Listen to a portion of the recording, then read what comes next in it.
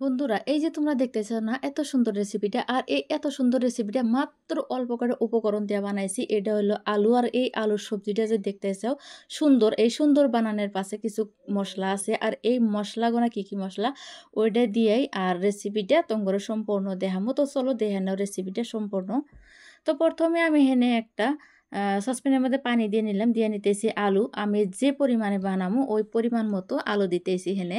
তো আমি 3টার মতো আলু দিলাম, দিয়ে এটাকে ভালো করে সিদ্ধ করে রাখবো যাতে পুরোপুরি সিদ্ধ হয়ে যায়।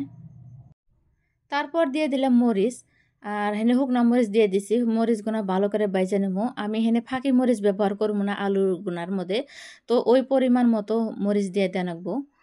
তো আমি হেনে মেলাডি মশলা দিছি, আর মশলাটি দিতে গেলে ক্যামেরা অন করতে ভুলে গেছিলাম। তো যাই হোক আমি নাম কয়া দিতেছি। দিছি ধনিয়ার গুঁটি, তারপর দিছি গুয়ামরি, আর দিছি জিরা। ধনিয়ার পরিমাণটা তোমরা বেশি করে দিবে, দিয়ে এই যে হালকা করে ভেজে নিবে যাতে বেশি কালা ভাজা না হয়, মানে মিডিয়াম ভাজা হয়। ওই অবস্থায় তোমরা কি করবে, এটাকে নামায় নিবে। এখন একটা উল্কি নিয়ে নিলাম, দিয়ে দিলাম আমি মশলাগুনা যেনে ওই যে বাইজা রাখছিলাম আর নামগুনা যে কইলাম ওই মশলাগুনা দিয়ে দিলাম। এটাকে আমি আদা কুটা করে নেব, সম্পূর্ণ যাতে মিহি না হয় ওবা করে নিয়ে রাখবো।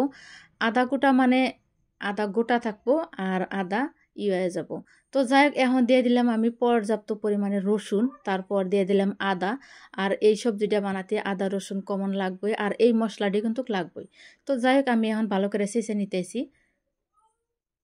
আর এই মশলাটা কিন্তু ব্লেন্ডার জারে দেওয়া যাবে না, ব্লেন্ডার জারে দিলে বেশি মিহি হয়ে যাব, খাতে স্বাদ লাগবো না আর রেসিপিটা দেখতে ভালো লাগবো না।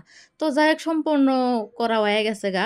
এখন আমি আইলাম রান্না করার জন্য, তার মধ্যে দিয়ে দিলাম পর্যাপ্ত পরিমাণে তেল, যে পরিমাণে তেল লাগবো কারের মধ্যে দিলাম। তারপর দিয়ে দিলাম পেঁয়াজ, পেঁয়াজের পরিমাণটা কম করে দিছি।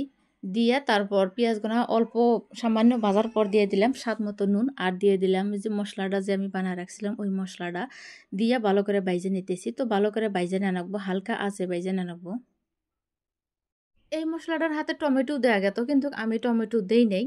তো তোমরা চাইলে টমেটো দিয়ে নিও, খাতি স্বাদ লাগবো। তো ওই যে মশলাটা ভাজা ভাজা হয়ে গেছে গে, এখন দিয়ে দিলাম আমি 1 চামচের মতো হলদির গুঁড়া। দেওয়ার পর দিয়ে দিলাম আমি যে সিদ্ধ করে কাইটা রাখছি আলুগুনা। তো এই সাইজ করে নিয়েছি, বড় বড় সাইজের, যাতে দেখতে ভালো দেখা যায়। তো এই আলুগুনা দিয়ে এখন ভালো করে নাড়াচাড়া করে নিতেছি। এনে তো আর কিছু করার নাই। এখন আছে দিলাম ধনিয়ার পাতা, আমার কাছে দেশি ধনিয়ার পাতা নাই, বিলাতি ধনিয়ার পাতা দিয়ে দিলাম। দিয়ে আবারও কিছুক্ষণ নাড়াচাড়া করে নেব। আর যত হালকা আছে নাড়াচাড়া করা যাব তত ভালো হবো, খাতেও স্বাদ লাগবো। এবার করে আলু ভাইজা একদিন রুটি বা পরোটার হাতে খায় দেহ, খুবই স্বাদ লাগবো, খুবই ভালো লাগবো। তো যাই হোক এই যে আমার আলু ভাজাটা হয়ে গেছে গা, এখন আমি চুলাই থেকে নামাই নেবো। তো এই যে একটা প্লেটের মধ্যে দিয়ে দিলাম আলুর ফালাগোনা। তো দেখতেছে কত সুন্দর দেখা গেতেছে না, এটা কিন্তু খাতেই ভালোই লাগে। যারা যারা কোনোদিন এরম করে মশলা দিয়ে আলু বানায় খাওয়া নাই তো অবশ্যই খাইয়া দেখো, খুবই ভালো লাগবো আর খুবই স্বাদ লাগবো। নতুন নতুন বস্তু ট্রাই করার ইচ্ছা যায় আমার, তাই নতুন নতুন বস্তুগুলো তোমার হাতে শেয়ার করি। তো যাই হোক এই যে আমি অল্প প্লেটিং করে নিছি একটা পুদিনার পাতা দিয়ে, খুবই সুন্দর দেখা গেতেছে না আমার কাছে। তোমার কাছে কিরম লাগছে কমেন্ট করে কিন্তু অবশ্যই জানাবা।